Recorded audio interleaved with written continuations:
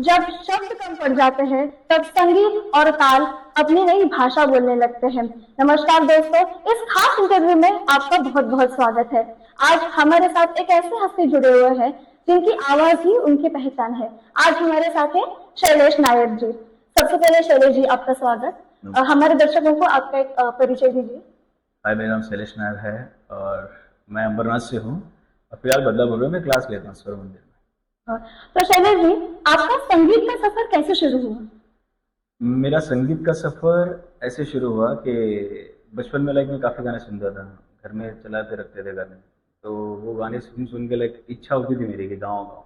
तो फिल्मी गीत सुन सुन के ऐसे गाने की इच्छा हुई। फिर आप समझते हो कि इंटेंसिटी और बढ़ते गई और फिर गाना सुनते सुनते फिर मुझे रफ़ी साहब के गाने ज़्यादा सुनने का एक आदत लग गया।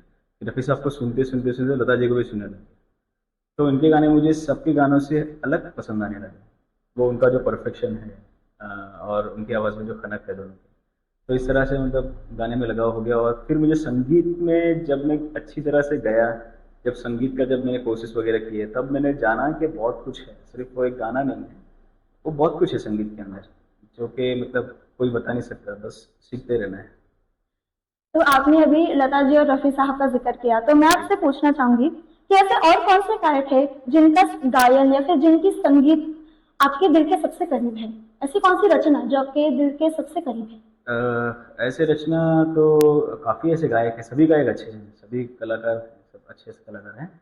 बट पता नहीं, एक भजन जो है, जितने भी भजन गायक हैं, वो मेरे हमेशा मन के करीब रहते हैं। सुरेश वाडकर जी हैं, अनूप जलोटा जी हैं। मैं यशुदास जी के भजन भी सुनता हूँ, जो कि हमारे साउथ इंडियन भजन हैं। बस ऐसे बाकी और भी गायक हैं जो मैंने, बट खास करके लता जी और रफी साहब का कुछ अलग ही है सर। संगीत क्षेत्र में आपकी सबसे बड़ी प्रेरणा कौन है? मेरे आइडल्स।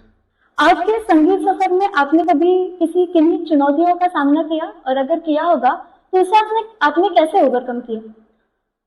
चुनौतियों का सामना ऐसा है कि बचपन से मैं जब गाता था, तब मुझे हमेशा कॉम्पिटिटर्स बहुत मिलते थे, तो मैं हमेशा देखता था, उनसे सीखता था।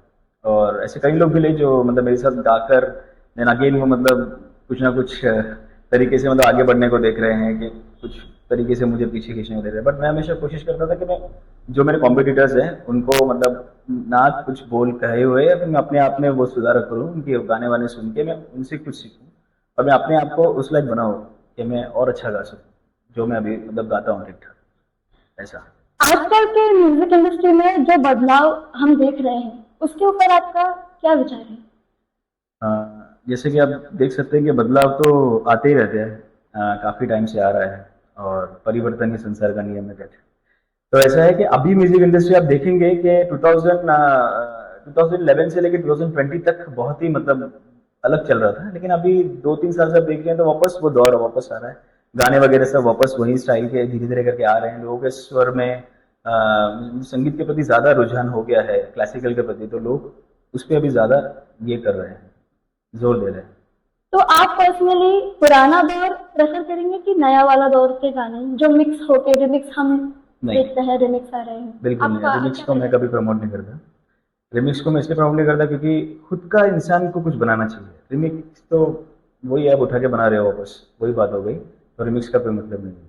खुद का अगर कोई रचना है किसी का, तो अगर वो कॉम्प्लीमेंट देने लायक है, अगर वो व्यक्ति बना पा रहा है, तो वो अच्छी बात है, बट रिमिक्स का कोई मतलब नहीं। है? तो आजकल के नए गायकों के लिए आप कौन सी ऐसी संदेश या फिर कौन से ऐसे टिप देना चाहेंगे? टिप ऐसा है कि जितना हो सके आप क्लासिकल गाने सुनिए, जितना हो सके आप लोक संगीत सुनिए। वेस्टर्न आप सुनिए, बट उसको वेस्टर्न तरीके से तक नहीं रखिए उसको। जैसे कि अभी आप कोई अभी के बंदे को पूछ लेंगे, कोई गाना अगर गाएगा, तो अभी देखिए, अगर कोई फॉर एग्जांपल अगर कोई किसी को गाना आपने दे दिया, लग जा गले, तो वो बंदा कैसे गाएगा?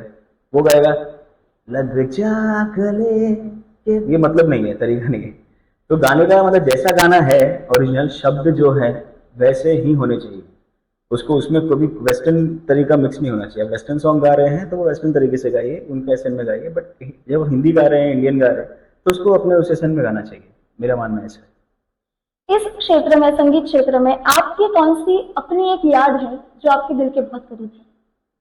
संगीत क्षेत्र में मेरी याद ऐसी है कि मैं जब जब कोई गाने परफॉर्म करता हूँ, जो भी क्लासिकल होता है या सेमी क्लासिकल या फिल्मी गीत कोई ऐसा हो, जैसे कि मनमोहना बड़े झूठे, लता जी का गाना है, मधुबन में राधिका नाचे रे, फिर मन तरपट हरिदर्शन को आज सब गाने।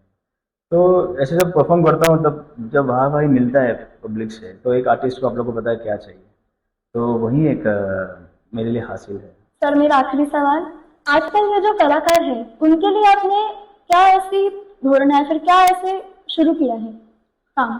अ, आजकल के जो कलाकार हैं जिनको ऐसा लगता है कि मैं गाना गा सकता हूँ या गाना गा सकती हूँ, बस मैं मेरा ये कहना है कि करोके का जमाना है बहुत, कोई भी गाना गाता है और बहुत बुरा गाता है और कैसे भी गाता है उसको लगता है कि मैंने गाना गा लिया, तो ये बहुत गलत संस्कार पड़ रहे हैं लोगों के अंदर। ये नहीं होना चाहिए, लोगों ने संगीत सीखना चाहिए, संगीत सीख के गाना, और ऐसे ही करोके में गाना उठा के मतलब नहीं है। तो सीख के आप गाएंगे तो आपको समझ में आएगा आप क्या गा रहे हो। तो मैं कह रहा हूँ कि जिसको जो भी कलाकार है, जो जिसको ऐसे लगता है कि मैं थोड़ा बहुत गा सकता हूँ या गा सकती हूँ, वो संगीत सीखे और बेसिक से सीखे, ऐसे डायरेक्ट फिल्मी गानों से ना सीखे, स्वरों से सीखे। और सीख के आपको समझ में आएगा कि मैं किस लेवल तक गा रहा हूँ या गा रही हूँ, तो आप उस लेवल को और एनहेंस कर पाओगे, इम्प्लीमेंट कर पाओगे। बदलापुर में क्लास शुरू किया है और तपन कर्माकर सर को मैं बहुत बहुत धन्यवाद कहना चाहूँगा कि उन्होंने मुझे मौका दिया सिखाने के लिए। और जहाँ पे ऐसे कई कलाकार हैं जिनको ऐसा लगता है कि वो गा सकते हैं, वो आ रहे हैं और सीख रहे हैं, और मैं उनको गाने सिखा रहा हूँ जितना मुझसे हो सके। और मेरा यही है सपना कि ज़्यादा से ज़्यादा मैं लोगों को गाने सिखाऊं और लोग अच्छे से गाएं जो भी मेरे साथ सीख रहे हैं। तो आप ज़रूर सुर मंदिर में आइएगा। सुर मंदिर जो कि लोकेटेड है सर्वोदय नगर वैशाली टॉकीज के पीछे, behind the Vaishali talkies, Badlapur west. आप कांटेक्ट कर सकते हैं, तपन कर्माकर सर को कर सकते हैं, आप मुझे भी कर सकते हैं। मेरा नंबर है 9158664024। तो इस इंटरव्यू के अंत में मैं रिक्वेस्ट करूंगी शैलेश जी से कि वो हमारे प्रेक्षकों के लिए 2 पंक्तियां सुनाएं। एक गीत है जो कि बहुत मेरा फेवरेट है मराठी में, वो गीत लता जी का गाया हुआ है, मोगरा फुलला करके। तो उसका कुछ लाइन सुनाता हूँ मैं आपको। केवल से रूप नामियले द्वारी, केवल से रूप लावियले द्वारी, तयाचा वेलो गेला गगनावेरी, मोगरा फुलला, मोगरा फुलला, फुले वेचता बहरू कळियासी आना, मोगरा फुलला, मोगरा फुलला।